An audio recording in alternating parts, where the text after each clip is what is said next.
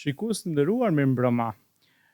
Debati për fenë dhe besimin mbetet gjithmonë një debat aktual, një debat që është në trend. Dhe fenomenet që ndërlidhen apo janë përreth besimit dhe fesë, qoftë në aspektin e shpjegimit të sociologjisë së ideve, qoftë në aspektin e interpretimit psikologjik, vazhdojnë të mbeten, domethënë, debat aktual, shoqëror, që ka dimensione intelektuale, akademike dhe publicistike. Që nga epoka kur besimi apo feja në të vërtet u shpall e vdekur apo fundi i saj, që nga August Comte këndej, lindi nevoja për një shkencë e cila do merret me aspektet e teme ashtu transcendentale, metafizike të njeriu, dhe kjo që e psikologjia. Si shkencë e re, ajo erdhi me shumë koncepte të reja, si trajtimi i frikës, shpresës, nënvetdijes, vetëdia, dhe të gjitha këto koncepte u bën pjesë, si me thonë, e një zhargoni të përgjithshëm akademik për të arrit me mbulu këtë aspekt, le të themi, që religioni tani më nuk e kishte. Por hipoteza për fundin e religionit disi nuk u realizu, dhe psikologjia një farë mënyre, edhe pse vazhdoi zbërthimin para shumë, me zbërthimin e mistereve njerëzore, religioni pati një kthim sidomos në shekullin e 20, tani më në 21.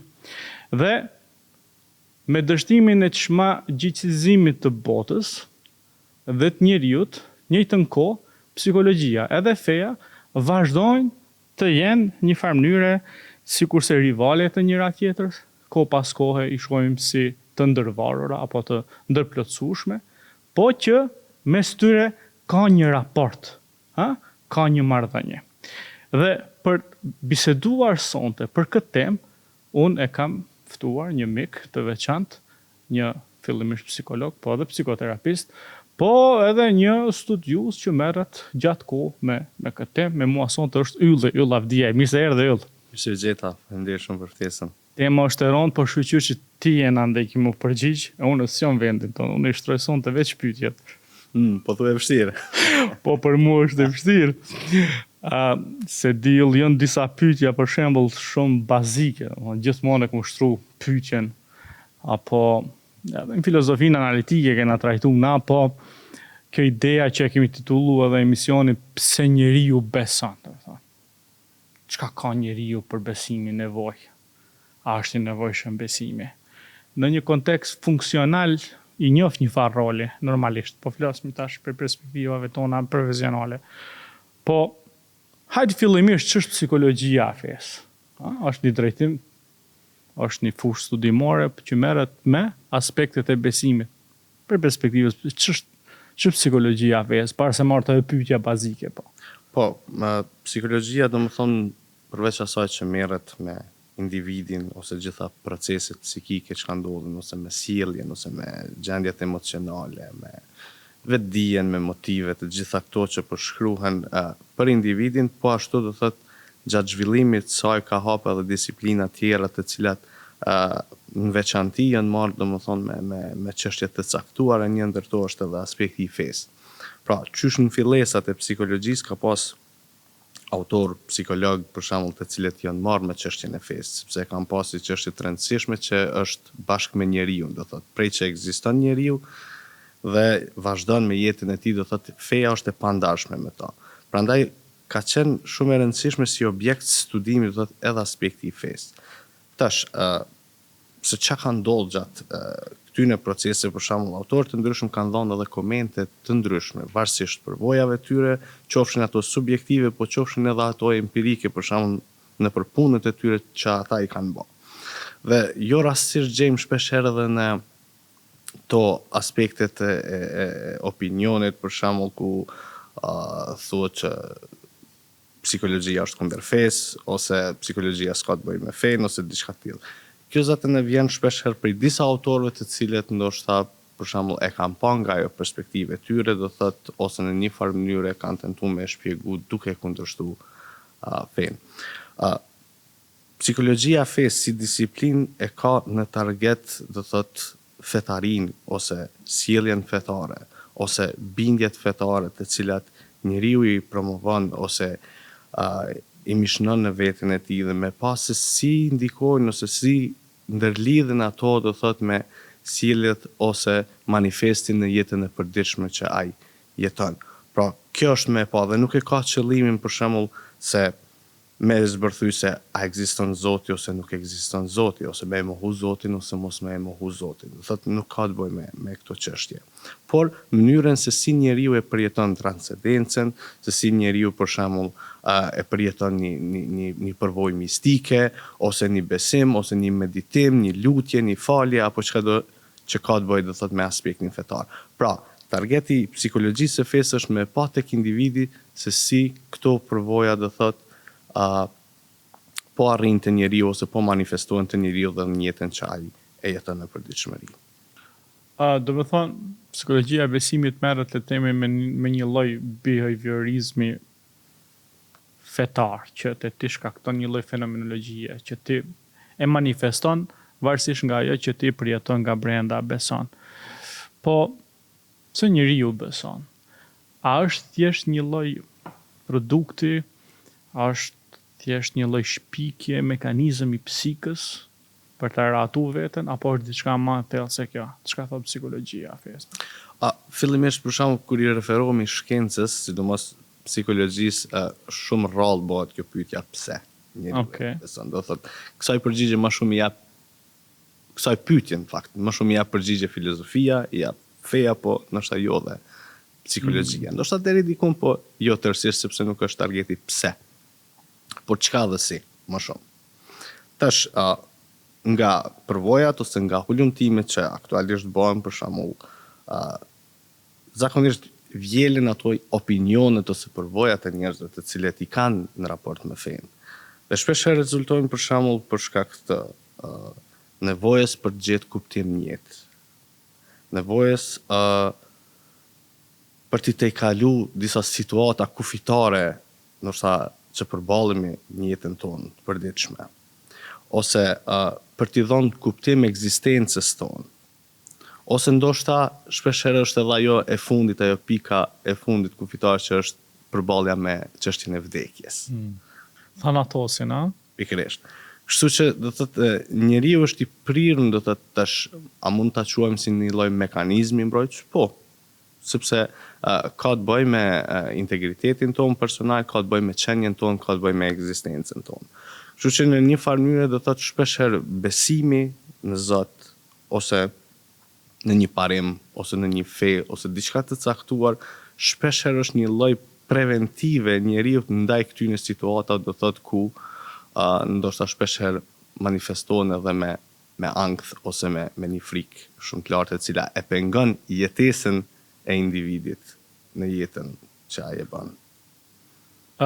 Tash feja është diçka më përbrendësuese, është më konceptuose, kodeks është feja më tepër ku brenda vetes se ka edhe teologjinë edhe fetarinë, domethënë. Feja është kjo, se feja është ndoshta një nocion shumë më i madh se sa psikologjia për të u vënë komparacion, për të krahasu. Po megjithatë po e bëj një pyetje, duhet të pas parasysh të feja të ngërthyme edhe teologjinë, po edhe fetarinë. Çka kanë këto të përbashkëta? A janë rivale? Përjetshme pak a shumë, se dyjat merren me shpirtin, dyjat merren me çështje metafizike, domethënë. Kush e ka lexuar Jungun për shembull, Freudi, po hajde Jungun, ki metafizik, kohë shumë të Jungu, e të tjerë që të ditin besoj ma mirë. Po edhe feja në anën tjetër, që të dyja merren me individin, kanë shumë pikat përbashkëta. Sa do që janë rivale, njëjtën kohë, kanë gjëra të cilat mund bashkëpunohet. A përjashtojnë këto njëra tjetrën? Varsisht çështjes edhe kontekstit. Për shembull, një prej psikologëve që tash më erdhin në mendje do thotë që është marrë me këtë çështje ose që e ka bënë një ndarje shumë të pastër është Gordon Allport. Ai për shembull këtë çështjen e fetarisë e shën në dy aspekte, të brendshme dhe të jashtme, e ndan në këtë formë. Do thotë shpeshherë këtë fetarinë e jashtme e konsideron si të instrumentalizuar në një farë mënyre ose si përfaqësore, e cila më shumë do thotë i shërben paragjykimeve ose përjashtimeve ose dënimeve, do thotë gjitha këto të cilat si me thonë, e bën një farlloj mbyllje të një grupi ose të një kulti ose diçka të tillë. Dhe anën tjetër do thotë është ajo fetaria e brendshme që më shumë ka të bëjë me spiritualitetin ose me gjetjen e kuptimeve në jetë ose lidhjen me transcendencën. Dhe shpesh herë kjo thotë i shërben njeriu thotë më shumë në prirje drejt prirjes së mirësisë, tolerancës, faljes e të tjera. Pra, thotë kjo lun rol shumë ndërtimin e personalitetit të njeriu dhe mënyrën se si ka me e provu fen. Pra, varësisht se a e kemi marrë do thot aspektin fetar, do thot vetëm këtë pjesën eksterne të jashtme dhe po kultivojmë atë pjesë, apo jemi një farë mënyrë produkt ose prodhemi një fetarie që është interne ose që ka të bëjë më shumë me dimenzionin shpirtëror. A ka momentume kur të dyja gjenden të gëshëtuara? Po, ka momentume, po shpesh herë në dinamikat e jetës përditshme zakonisht i gjejmë të polarizuara në këtë mënyrë, ose tek individët të ndryshëm, për shembull do shohim, do vrejmë se do gjejmë njerëz të cilët e kanë ndërtu fetarin vetëm në aspektin e jashtëm ose ekstern dhe personat të cilët e kanë ndërtu më shumë në aspektin intern ose të brendshme. Shembull, kur një besimtar, domethënë, vuan dhe insiston ta rikujtoj faktin që do të kthehet te Zoti. Dhe kjo manifestohet tek ai edhe së brendshme edhe së jashtëm. Në anën tjetër psikologjia këtë mund ta quajë traumë për shembull. Si e trajton psikologjia traumë ose si e trajton feja? Kur mundi me thonë se ka traumë, ka vujtje, me thonë, nuanca ndoshta janë shumë të vogla janë këto, po megjithatë si dallojmë ne këto? Tash këtu kemi dy çështje. E kemi traumën në fe. Ka traumë në fe. Dhe, po, trauma në fe, pra se si procesohet trauma në fe dhe trauma nga feja. Dhe që kanë dallim. Trauma në fe, shpesh herë për shembull, ne si njerëz, si qenie njerëzore, si individ, të nënshtruar në këto rrethana ose në këto mjedise ku na jetojmë. Si më thonë, jemi të pambrojtur deri në atë pikë që të mos traumatizohemi. Pra, poshtë lart, secili prej nesh mund të traumatizohet në një formë apo në një tjetër. Nga përvojat jetësore që na i kemi çdo ditë. Dhe tash, shpesh herë feja mund të na ndihmojnë në këtë pikë që ne me i procesu traumën. Për shembull, i përmenëm më herët frikën nga vdekja. Pra kjo është frika më finale e njeriut, frika nga vdekja. Shpesh herë feja ndihmon individin, personin me procesu këtë lloj frike, ose me ngushëllu ose me zbut këtë lloj frike, që me bën më të pranueshme. Ose ndodhsen në situata të caktuara mundën me prodhu dhe ekstremin tjetër ose polin tjetër, që është me mohu totalisht. Pra, frika nga vdekja, frika nga jeta pas vdekjes ose gjëra të tilla që mund flitin ose mund të komentohen për shembull në mjediset tona, shpesh njeriu në shtyn edhe drejt mohimit për shembull. Pra është më mirë të mos di asgjë. Se sa të përballen me këto situata. Dhe tash, tek një person, një individ që është besimtar, që beson, shpesh kjo e ndihmon ose e ngushëllon ose si më thon, e udhëheq drejt procesimit e asaj lloj traume. Thotë që trauma mos me ja vështirësu procesimin e jetës ose si më thon, atë jetesën që e zhvillon në përditshmëri. Ndërsa kur flasim trauma nga feja, edhe kjo është prezente. Ndoshta për shembull shpesh herë për personat fetar mundet me qenë edhe e papranueshme ose jo, si më thon, jo korrekte. Por du të kemi parasysh, kjo ka të bëjë më shumë me atë aspektin ekstern që e përmena për shembull sipas Gordon Allport. Kur ne instalojmë një fetari ose një botkuptim fetar në mënyrë pak më të ashpër. Për shembull, në mënyrën se si edukojmë fëmijët. Për shembull, duke i kërcënu, duke i ndëshku, duke i folur ashpër, për shembull. Pra, kur ne mundohemi që fëmijët tanë t'i edukojmë në këtë mënyrë, atëherë normalisht që ne po e krijojmë një traumë fetare.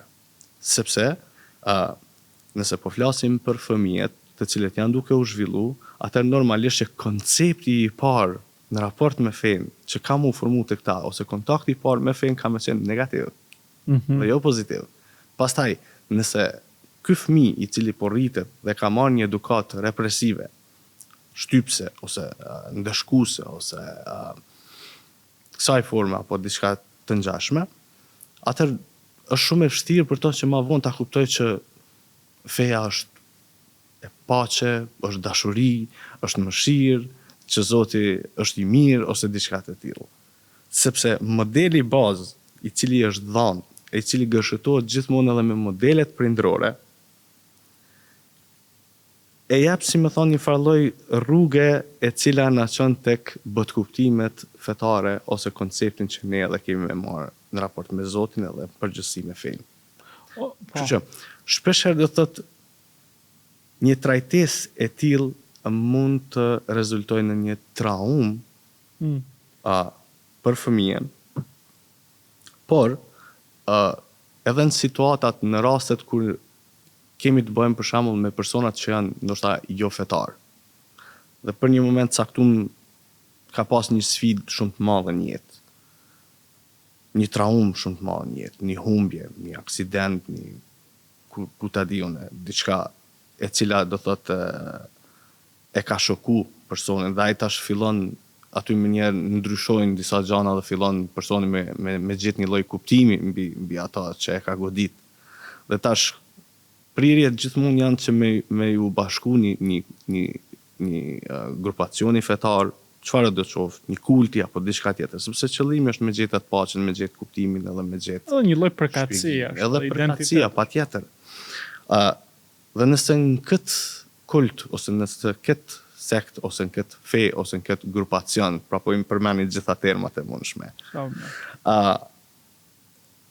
Trajtesa është e ashpër, është negative, është abuzive, është friksuese, atëherë normalisht që kjo nuk ja largon traumën. Nuk ja shëron traumën, po ja përforcon edhe më shumë.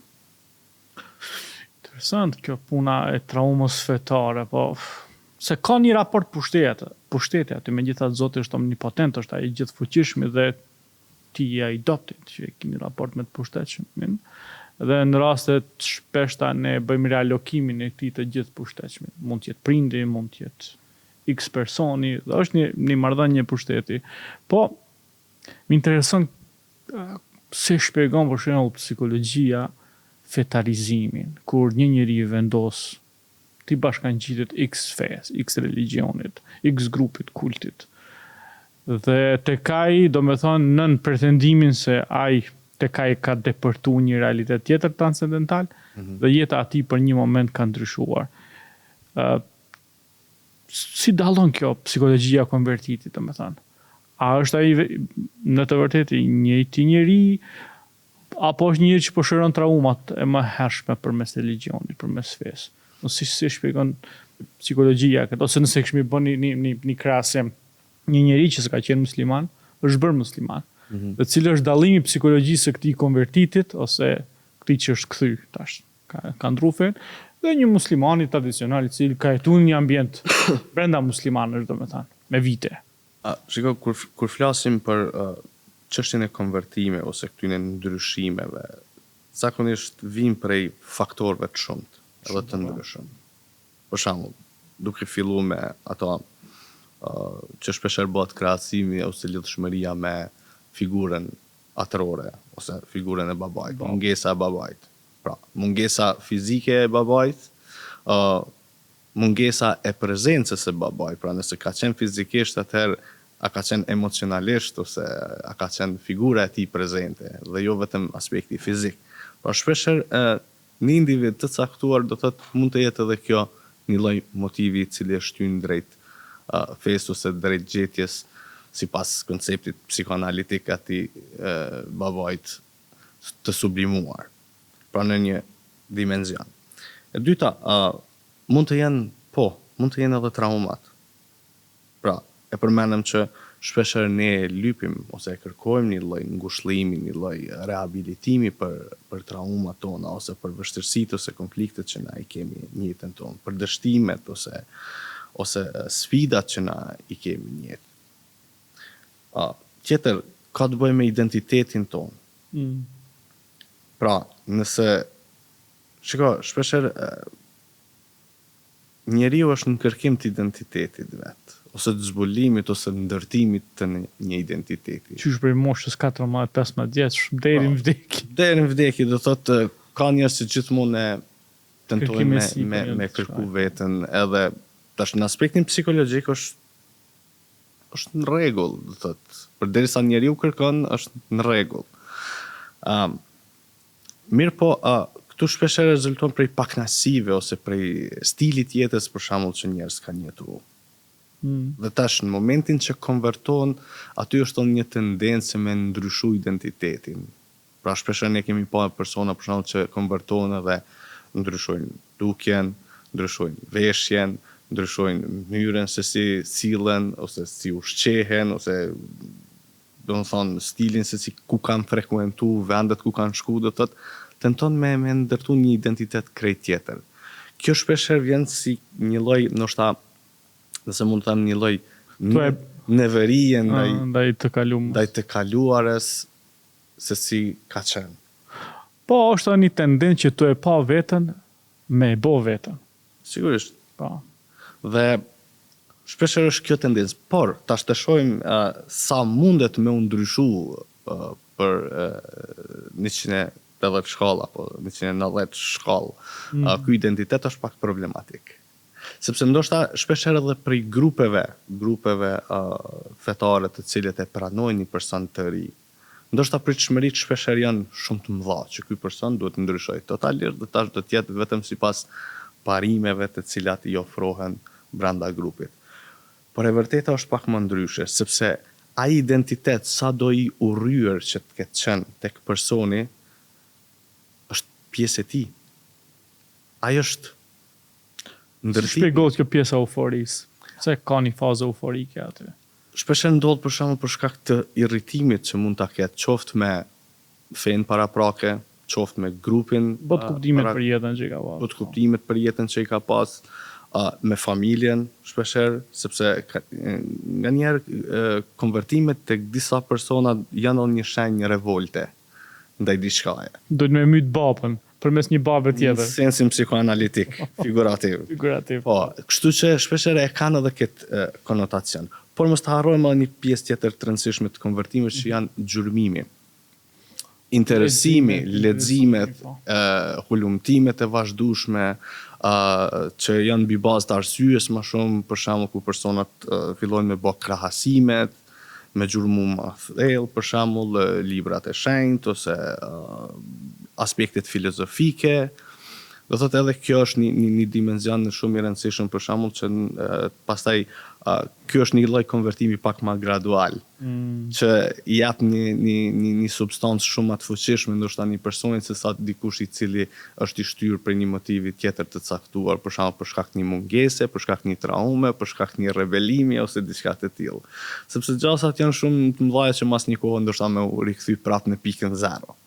Mirë po, dikush që ka kaluar në një proces gjurmimit, pra vetë gjurmimit, pa e pas një shtys tjetër, shpeshherë rezulton që ato si më thon, atë konvertim ose atë ndryshim të identitetit që ai po e bën të jetë më substancial dhe të jetë shumë më i fuqishëm në jetën e tij.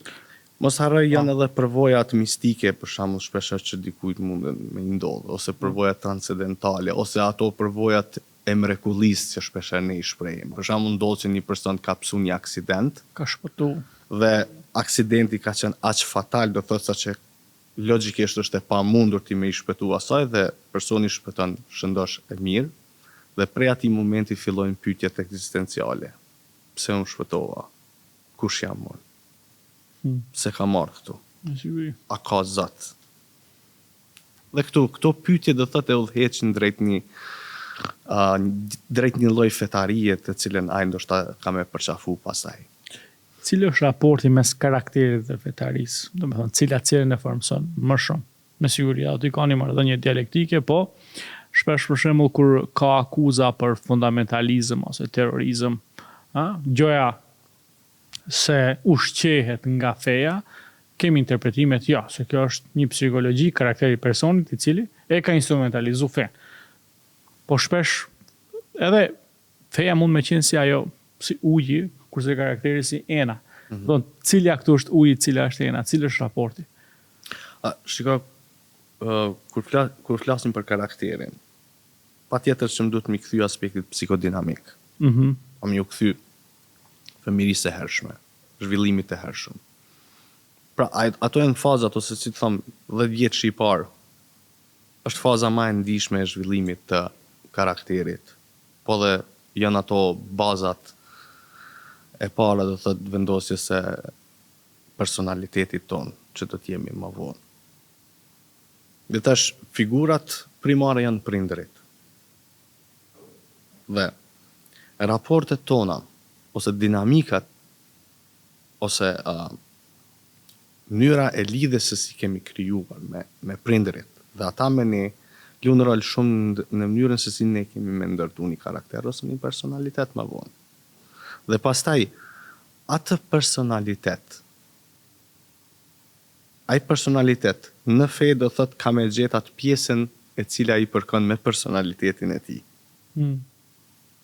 Pra, e gjen veten do thot jo në tërësi, por në veçanti, ose duke selektu gjanat të veçanta.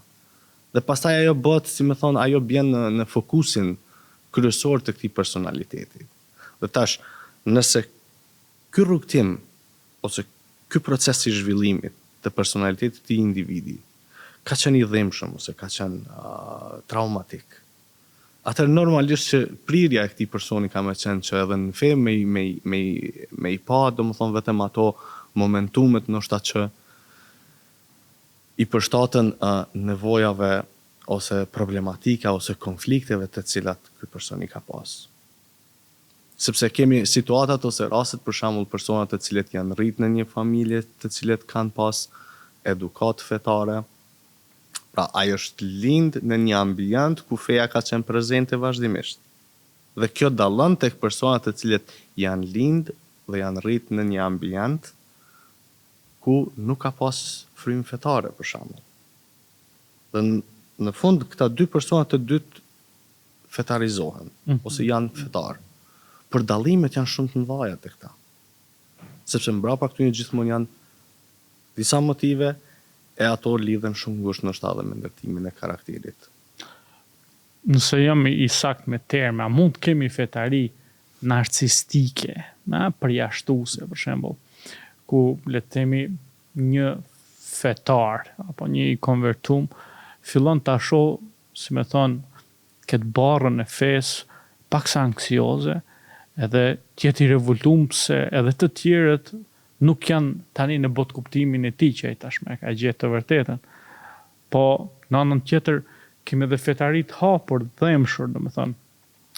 Këto a janë struktura mentale, psikologjike apo diçka që vërtet vjen nga feja kjo puna e këtij narcizoizmit, anksiozitetit. Kjo lidhet me atë paraprakën që ne sapo e diskutojmë. Me formimin, domethënë. Me formimin, me trajtimin prindror, me përmbushjen ose mos përmbushjen e disa nevojave bazike ose të caktuara gjatë një periudhe të caktuar, të cilat rezultojnë më vonë. Pra, kur themi që saj moshës fillestare, do thotë, mos përmbushja ose pengesa e disa nevojave caktuara, që kryesisht kanë bëjnë me aspektin emocional, ato do të rezultojnë edhe më vonë. Tash, tek feja ne vetëm kemi me i gjetë ato hapësira, do thotë, ku neve na përshtaten ose na kombinojnë. I mbushin ato zbrastërat tona. I mbushin ato zbrastërat. Dhe a mund të instrumentalizohet? Po, patjetër se po.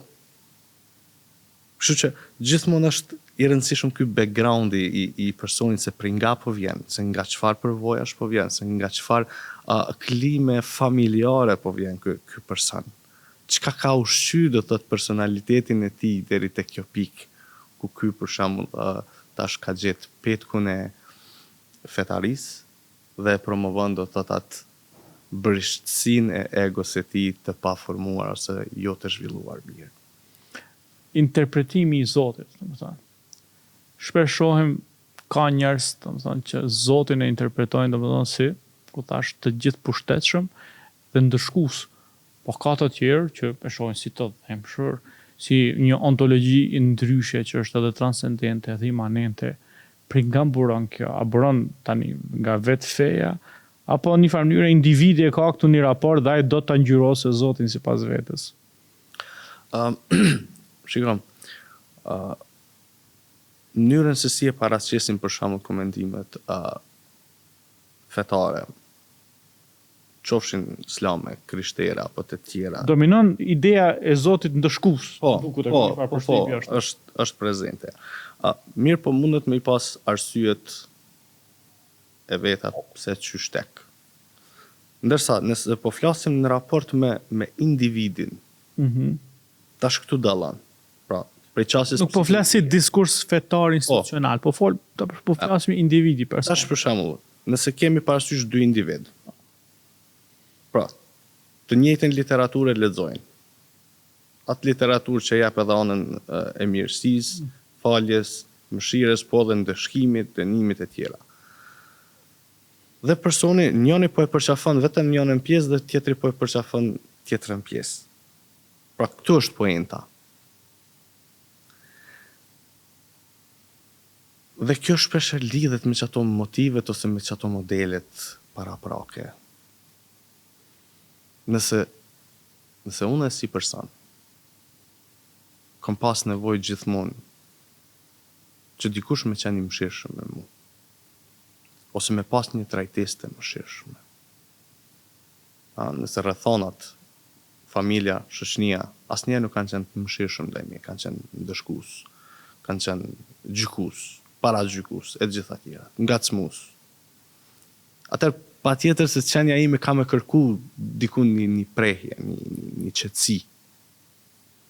Dhe ky individ ka prirje shpeshherë që me paket anën pozitive ose me paket anën e mëshirës dhe me u pozicionu te ajo pjesë më shumë, me ushqyer atë pjesë më shumë. Por e njëjta trajtesë mund ta prodhoj edhe një individ tjetër i cili atë model që ka pas paraprakisht fillon me e pa edhe tek feja, pra. Ndëshkimin, dënimin, frikën, pasigurin e gjitha këto tjera që i promovojmë. Në epokën e kapitalizmit, se kur po flasim për kapitalizmin, edhe këtë rast kur po flasim për individin dhe manifestet, dhe ndallojnë gjeografit, normalisht. Nuk është njësoj se një person i cili punon nga 12 deri në 18 orë në Kinë, le të themi, se përjeton ai jetën, botën, fen, dhe dikush që punon në hemisferën këndej verior, themi veri perëndimore, siç mund të jetë Kanadaja ose Gjermania, dhe në një ambient si ne, si Ballkani, ku kemi kalu luftra. Do thënë, dallojnë, le të themi, këto manifestet personale, psikologjike apo këto tipologjit, le të themi, të individëve. Po megjithatë, kuptimin, kontekstin e përgjithshëm të kapitalizmit, i cili e ka shndruar individin edhe një hiperkonsumues, por edhe një hiperprodhues, ku njeriu është në një raport të ndërvarur dhe le të themi ashtu është në pranga. Apo shndrohet feja, le të themi, një lloj opiumi për të. Kur them opium, e them më shumë në sensin ku njeriu është një lloj shpëtimi, një lloj oaze brenda ditore ku i ik, le të themi, këtij dhunimit që i bëhet nga distribuimi i drejt i punës.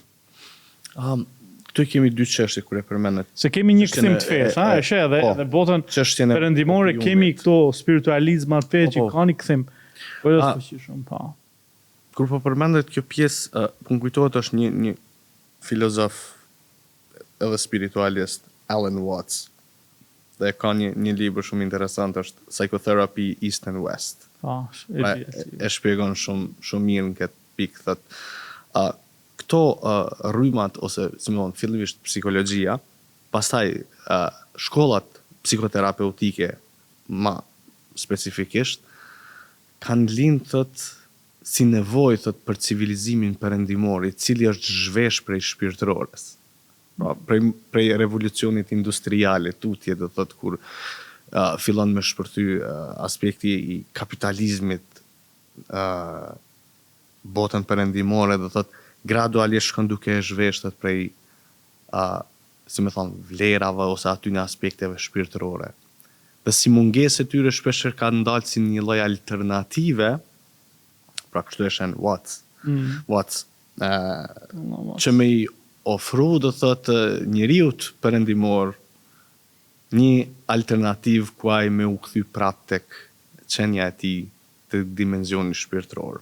Pra si një rrugë e kthimit drejt tek dimensioni shpirtëror. Dhe nuk është sot e rastësishme për shembull që gjitha këto versionet e kulturave lindore, që ata I kanë tradita me mijëra vjet, për shembull duke fillu prej filozofive konfucianiste, taoiste, hinduiste, budiste, pastaj vime edhe këto tjerat për shembull që nuk kanë qenë prezente asnjëherë për shembull në Evropë, në aq mos madh, do thotë sot gjejnë zbatim. Gjejnë interes. Pse? Sepse njeriu perëndimor është I jetur për këtë pjesë dhe është në gjendje me pranu gjithçka. Kisha me përmend një pjesë shumë interesante, vitin e kaluar isha në një festival të psikoterapisë trupore në Gjermani. Edhe ishim në një ambient aty me një vend do thot ku një qendër e jogas. Pra aty e kishin bërë organizim për shkak të sallave e tjera që na duheshin. Po çka mbani përshtypje do thot me I pa gjermant me një veshje sikur hindus dhe me atë piken ose atë simbolin këtu që I vendosin do thot ishte shumë interesant me pa një person të bardhë do thot me atë lloj stili. Pra, aty mbani me kuptu që dikush I cili e ka si më thon atë aspektin shpirtëror, si më thon, është në gjendje me pranu çka do tjetër do thot që ja ofron një kthim të tillë drejt vetes. Dhe kështu do thot po ndodh edhe me aspektin e njeriut perëndimor. Pra, a është opium nuk e di. E përdoren shpesh Marx. Po, është shprehje e Marxit që deri dikun pajtoj vetëm në një aspekt. Sikur ne subordinohemi më lehtë kapitalizmit ashtu, e humbi sensin kritik ndaj saj. Ka një farë përshtypje ashtu. Fen si opium. Se dallojnë fe tani. Po. Gjitha njësojnë këtë kontekst, me siguri. Mundem me pa vetëm në atë aspekt do thot kur një person po ik prej konflikteve. Indiferencë. Po ik prej konflikteve të jetës përditshme, po shmangët prej diçka. Dhe shpeshherë merret feja si një lloj mekanizmi mbrojtës. I pafuqisë, I pamundësisë, sepse gjen hapësirë shpeshherë. Bile luhet shumë me këto fjalë fetare, për shembull, qofshin versete, qofshin ku, si më thonë, në një farë mënyrë tenton me gjetë një farë lloj ngushëllimi duke arsyetu veten, po ajo, si më thonë, vetëm se e pasivizon më shumë ose nuk e ndihmon me të kalu problemin. Dhe këtu kisha me qujt nëse feja po I shërben personit në pasivizim, atëherë normalisht që kjo kish më qujt një farë lloj opiumi. Pra unë po du me gjetë një farë lloj rahatie, po ndërkohë ajo nuk po prodhon diçka të mirë. Ndërsa tek qytetari perëndimor mendoj që është më se e nevojshme. Prandaj edhe janë bërë shumë të hapur, do thot ndaj kulturave, ndaj versioneve të shumta, do thot, të cilat në substancën e tyre kanë spiritualizëm. E kanë aspektin shpirtëror. Sepse sado që njeriu tjetërsohet ose largohet nga vetja, prap është një momentum ku ai tenton me u kthy. Kthehet ose të paktën tenton me u kthy tek qendra. Në një sens universal, për shembull, kur është se materializmi ka nevojë për një psikanalizë, për ta plotësuar këtë aspektin shpirtëror të vet, jeta e njeriut ka nevojë, jeta jonë materiale, biologjike ka nevojë për një aspekt transcendental shpirtëror. Unë më duken shpesh në esencë sikurse janë të njëjta këto, megjithatë formate ndryshme të shpjegimit. Vetëm shumë pyetje pa bë se jemi në fund të emisionit, po dua një pyetje kështu pak më jo klishe, po për ta përmbyllë emisionin, domethënë, njeriu bashkëkohor, a ka nevojë më shumë për psikologun apo për Zotin? Apo për të dyja të bashkë? Për të dyja të bashkë, po pikë e parë nuk e kisha vënë këtë paralel. Këtë paralele. Me thonë për psikologun edhe priftin, ose hoxhën, ndoshta do të ishte, po le të themi, kur thash Zotin, këtu po i përfshi këtë autoritetet fetare, domethënë. Mendoj që psikologu i shërben një... Psikologu është një lloj prifti sekular, dysh, Pa mund ta themi Fukoja që ashtu disi e thaj mund ta themi edhe në atë mënyrë, po që në një farë mënyrë që ju bjen tamam të gjithëve. Të gjithëve. Nuk është vetëm për një si më thon komunitet të caktuar, por është për të gjithë. Por kështu është edhe mjeku, do thotë. Kur ne shkojmë te mjeku edhe kemi ankesa, ai nuk na pyet se çfarë feje je ose çfarë orientimi ose ku e di unë. Do thotë ai e kryen punën e tij. Një si psikoterapisti. Njëjtë është edhe psikoterapisti edhe psikologu. Jo, nuk është qëllimi me ndryshu besimin, ose nuk ka qëllim me ndryshu besim ose fe dikujt, ose nuk është për me zavendësu fen. Por psikologjia është një shkencë e cila tenton me zbërthy përvojën fetare, mënyrën se si njeriu jeton me fen. Pastaj nuk jap përgjigje për çështje transcendentale për shembull. Ndërsa tek Zoti ose tek feja këto përgjigje i gjejmë. Shpeshherë. Ajo në shkencëresh nuk janë, kjo është debat krejt tjetër. Thotë, por tek nevojat e njeriut, atëherë normalisht i duhen të dyja. Shpeshherë psikologu ose psikoterapisti na udhëheq ose na ndihmon pakte na i hap disa rrugë që ne me ju kthy jetës. Shumë bukur. Pavarësisht cilës feje ose cilit kulti i takon. Pra që ti me gjetë kuptim edhe brenda asaj çka je. Ndërsa tek çështja e Zotit është mënyrë sipas asaj që ti ke ndërtu. E përjeton. Pas besimit që ti e përjeton Zotin. Në një formë apo në një tjetër. Dhe mendoj që të dyjat janë të rëndësishme, sepse shpesh herë ka në këtë lloj diskursi do të flit debatuar nuk i nevojë për psikolog, besoj Zotin, falu anë. Po çati bëjmë për shkak që shpesh herë ka persona të cilët janë religjiozë, falen, bëjnë ato dhe prap kam probleme me depresionin, me anklin, nuk po e ndjej namazin, nuk po e ndjej ato. Çfarë bëjmë? Pra, psikologu është që me ndihmu në një farë mënyrë personit çaj me gjetë një alternativë. Mbasa ta kuptoj edhe më mirë religionin. Po, sigurisht që ka të bëjë me të kuptuarit. Po. Jo ta ndryshoj. Jo ti thush ndryshoje. Jo. Thellot Jo, asnjëherë. Por të thellot më shumë ose ta shoh në një perspektivë tjetër për shembull. Të njëjtat bindje, të njëjtat çështje. Dhe jo t'ja ndryshoj ose t'ja mohoj ato, sepse ti nuk duhet besosh ose ti duhet ta lesh faljen ose ato ose këto. Jo. Kështu që mendoj që ky kombinim kishte, si më thon, më shumë me afru tek Zoti dikujt që po e ka vështirë me kriju atë relacionin sa të lidhin me Zotin, se sa që kishte me andalu ose kishte me pengu këtë. Yll, falenderoj shumë që ishe 40 minuta fluturuan. Pa shkuan shumë shpejt, e uroj që të shihemi edhe herave tjera. Po shpresoj, kjo është një temë shumë e gjatë, që ka mjaft material. Është një prekëm sipërfaqen, pa kemi prek sipërfaqen mirë. Por pak disa mendojnë se i kemi trajtuar mirë.